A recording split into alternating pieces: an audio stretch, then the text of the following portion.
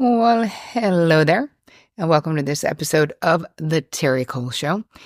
And in today's video, I'm going to be talking about the trendiness of flaking, right? There was this whole article in The Guardian about how flaking, like meaning, canceling at the last minute, is the new self-care. So we're really going to unpack that and talk about that in today's episode. I'm going to be hitting, is it true, or is that really just rigid boundaries? And we're going to be talking about the nuances of having the right to change your mind, because I still stand by the fact that you do have a right to change your mind, and what steps you can take to actually have more self-consideration in your life that doesn't necessarily have to include flaking on other people as a regular way of behaving. Anyway, if you happen to be new here, my name is Terri Cole. Welcome to my YouTube channel. I'm so happy that you're here. I'm a licensed psychotherapist. I'm a relationship expert. I'm the author of Boundary Boss, the Boundary Boss Workbook, and my brand new book, Too Much, A Guide to Breaking the Cycle of High-Functioning Codependency, which you can get at hfcbook.com. All right, I just found out, this is a true story, that approximately 67% of you people, I'm literally talking to you, my crew, the people who are watching my videos, are not subscribed. So I know you're watching because of the amazing comments and how much we interact. And you've been telling me for years how much of this content, I've been doing this for almost 10 years, right here on YouTube. And you've been telling me how much it helps you. So if it does help you, communicate better, have better boundaries, be less codependent, hopefully, right, lessen your suffering and elevate your joy, because that's my whole trip. I would love it if you would subscribe, because that really does help me. Doesn't hurt you because it's free. It's also the only way to get updates when something new drops, which is every Tuesday and every Thursday. So make sure you do subscribe and hit the bell icon, and then you'll get notified when I drop my stuff on Tuesdays and Thursdays. Thank you so much for hanging out with me today. Now let's move it on into today's episode. All right. So there was an article in The Guardian basically talking about the prevalence of people flaking at the last minute on really important things. So this isn't just, I don't feel like going to brunch, right? What the article states is that there are people who are texting, I'm not going to make it to the wedding or the funeral last minute, stating mental health, or they don't feel like it, or they're exhausted. And there's a lot of things going on. So from a psychosocial standpoint, what is happening? Well, again, we can't say this in a factual, real factual way, but let's look at what social media and endless cell phone scrolling and having phones in our faces all the time, what has that done to the social fabric of the way we relate to others? Well, no way to say that it hasn't impacted it, because it has. Think about how it is when you're with your friends. I was just talking to my friend, and she said that she had some friends come over for the weekend, and that literally from the moment they got up, having over coffee, to when people went to bed, they were scrolling on their phones. They were talking, but also looking at their phones. So the disconnect, right? What does that do? You don't know how, and neither do I, to actually quantify or qualify what happens to our relationships when we refuse to give other people our full attention. When we don't want to, why are we not? Now we know there's addiction aspects to this. We know it is compelling, that it is hitting that reward center in the brain. We all know all the reasons why social media addiction and phone addictions are real. The question is, what are we willing to do about it? And I call total bullshit on this flaking as self-care. That is not self-care. That is selfish, right? And in the article, they also talk about the fact that people are exhausted and feel burnt out. And, when something's far away, you really may want to do it. But then as it gets closer, you don't want to do it.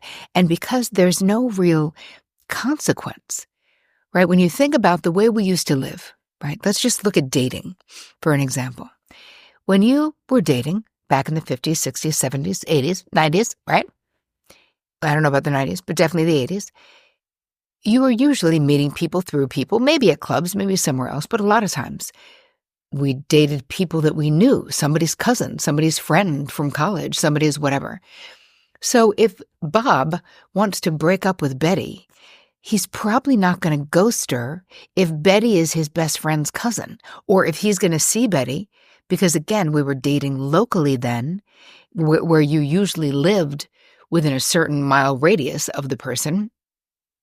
So you were going to see them, whether it was at church, whether it was shopping in the grocery store. There was a consequence to behaviors because there was a lot of social pressure to behave in a certain way. And now, I'm not saying that's always good, but I do think that when it comes to decency and consideration of others, that it is a good thing that we don't just feel like we only have to consider ourselves.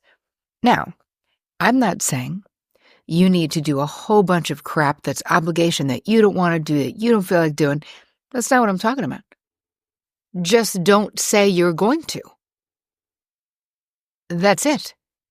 I think it is reasonable to expect people to keep their word. So stop giving your word to things if you don't want to do it. And again, that doesn't mean there won't be the rare occasion, right? One of my Boundary Boss Bill of Rights is you have the right to make mistakes, to course correct, or to change your mind. Okay, I believe that's true. But I want you to look at the pattern. How are you interacting in your relationships? Do you say you're going to call people and then don't do it? Do you say you're going to meet up with people and then cancel at the last minute? Or say you're going to go to an event and then bail at the last minute because you're too tired? Are you actually doing that often? Are you falling into this category of people who are using, it's for my mental health that I can't go to the funeral that I said I was coming to? And I don't know, I got to call bullshit on that, because unless you have a severe fear of death, unless you're depressed, if you say you're going to a funeral, even if you don't friggin' feel like it, get dressed appropriately, get in your car and go. This is how we show up. This is how we actually have relationships with other people. So I think that if let's talk about real self-care, right? Because there's the difference. Flaking, right? Calling flaking on people self-care is a misnomer. It's not, those two things don't even go together. They're not even in the same category, right? So it makes it sound less damaging. Like even the word flaking, never liked it, never used it, because it sounds so innocuous. It sounds so like not damaging. And yet, if we're looking at what are the things that damage our relationships, what are the things that make us emotionally untrustworthy? It's not doing the things we say we're going to do. It's not following through. That's my first take on even just the phrasing of flaking. And people, I can't believe a whole article is written, and it's not just one. There's lots of threads on Reddit and lots of other places that flaking is the new self-care. Now, are we turning into, is this generation of people, or are we turning into a society that is so self-absorbed that we don't have consideration for others at all in their time of need? And again, my feeling is don't commit to things. If you know you don't want to do anything, don't say you're going to, because you can't have it both ways, right? You can't be like, yes, I'll be there for you in the moment while you're talking to the person, and then not follow through. Because first of all, people are on to you. We all have people like this in our lives, people who don't know how to talk true. So they say they're going to do everything, and maybe 50% of the time, they actually do the thing. And I know that. And I also know, I love many people like that, but I don't trust any of them. I love them. They would not be the person I go to when I really need something. The people in my actual VIP section, me personally, there are people who will show up for me no matter what. because that's how I live. I do my very best unless it's an extreme example. And then, of course, I give the person ample time if I can't make something. So there's a cost to the quality of our relationships if we are sort of subscribing to this flaking as self-care stuff. Because to me, flaking is being emotionally untrustworthy.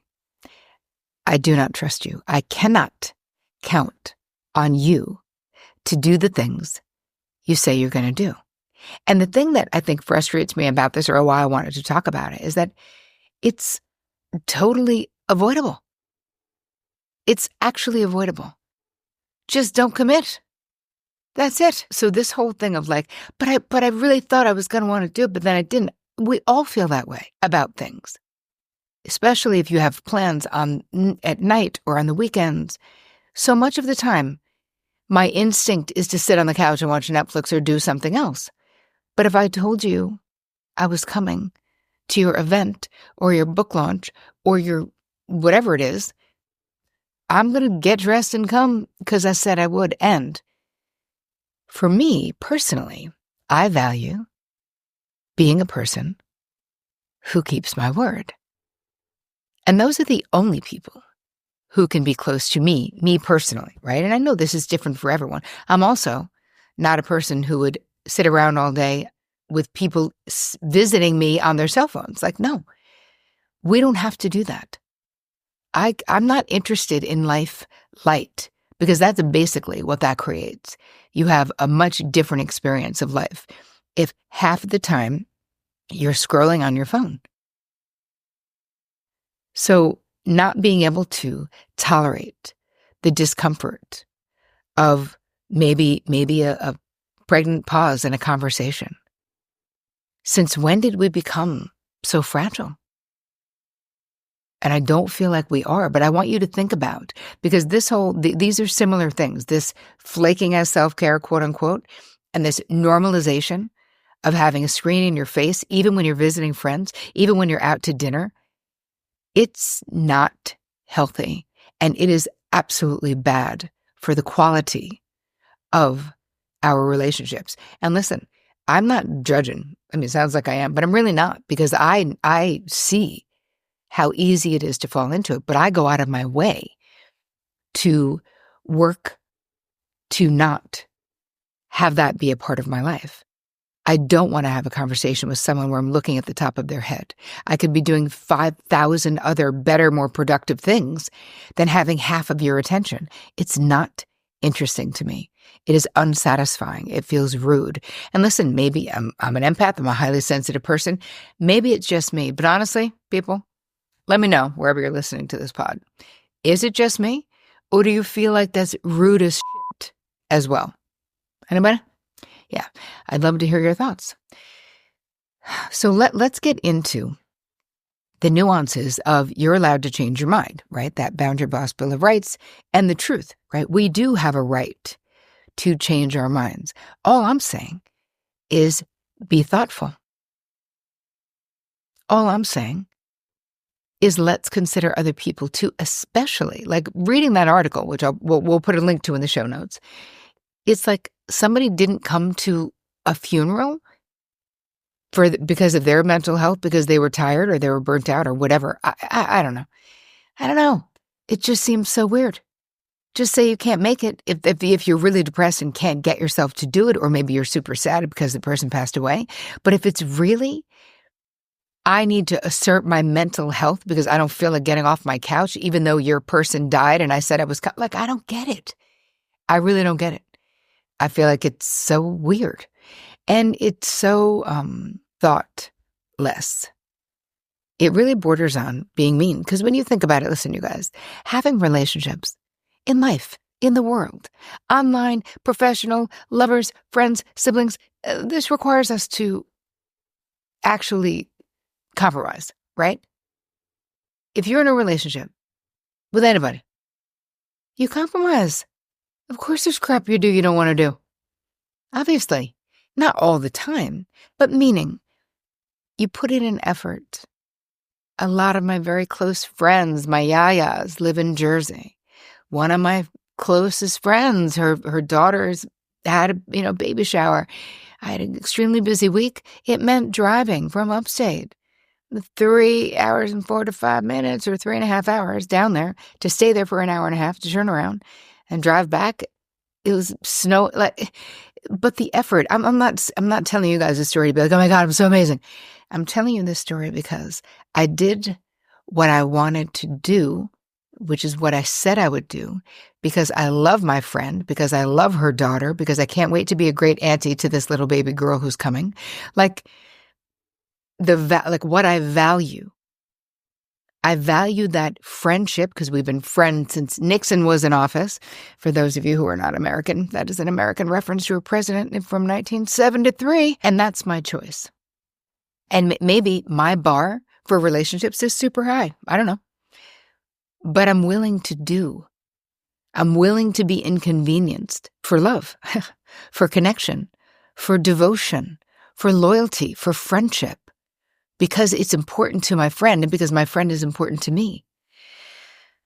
Anyway, I just got on a soapbox, but my point is, if you really want healthy relationships, I do not see how we can have them without compromising. And again, when I say compromising, I don't mean putting up with shit from people. I don't mean doing things that are against our values. I don't mean allowing people to be abusive to us. You know what I mean? I don't mean that. I just mean we make an effort if we want to have healthy, good relationships, right? Friendships, real friendships that last. I've had the same friends my entire life.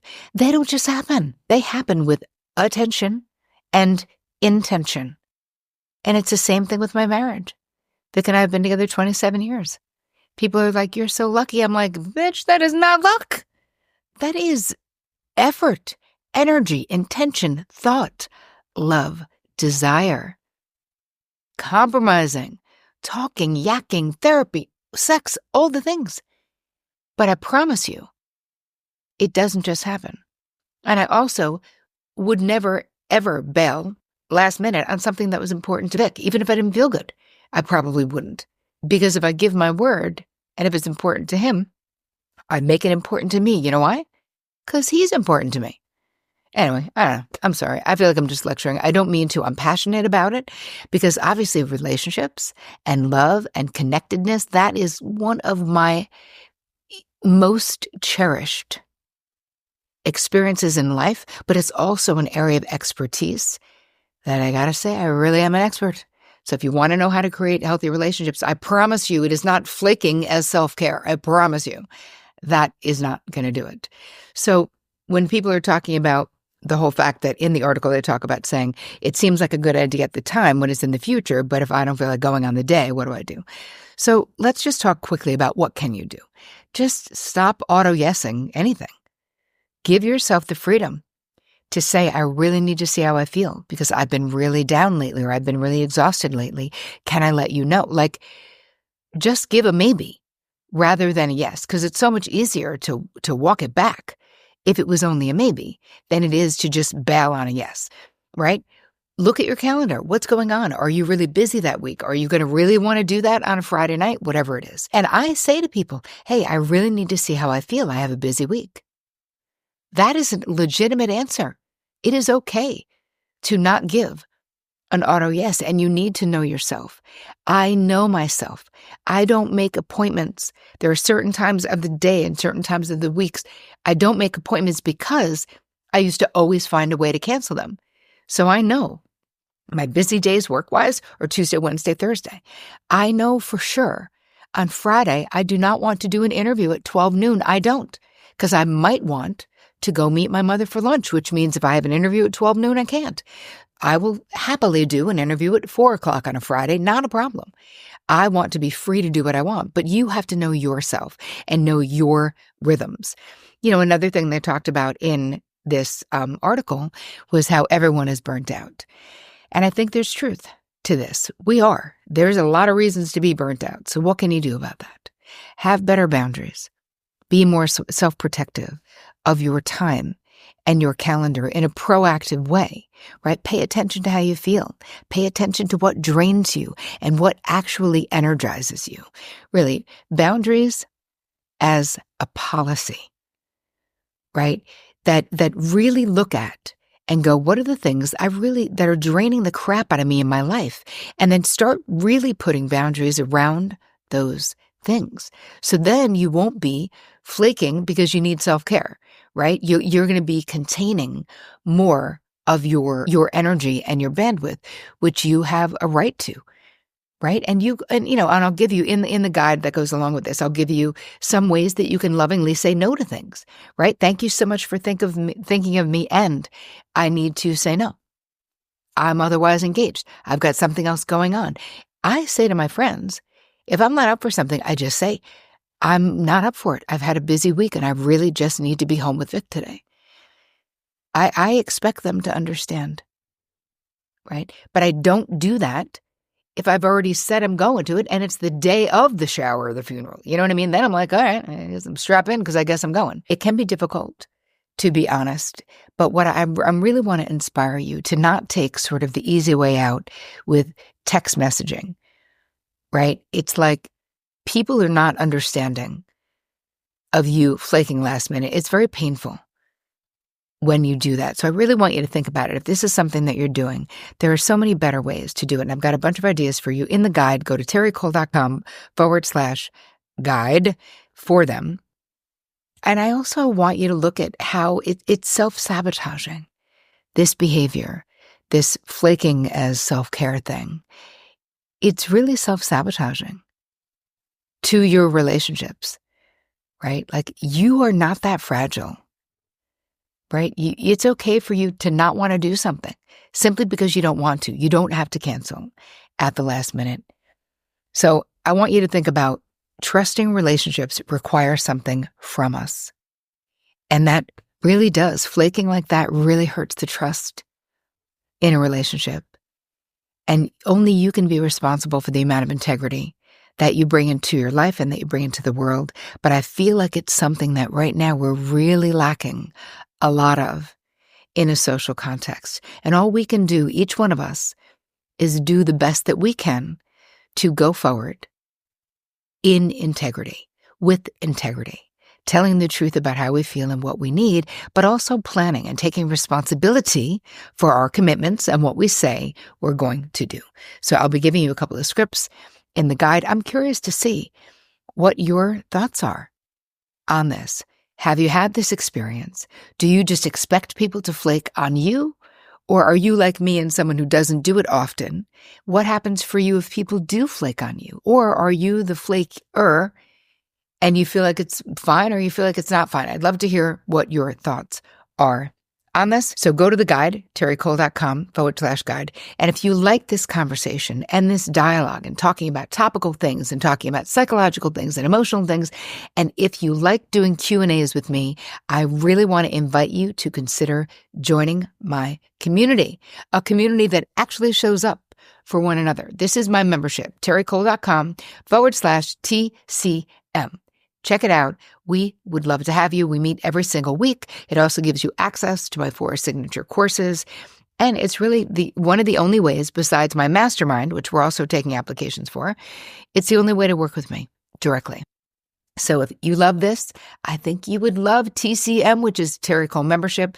Go to terricole.com/TCM and let me know what you think about flaking as self-care. I hope you guys have the most amazing week. And as always, take care of you.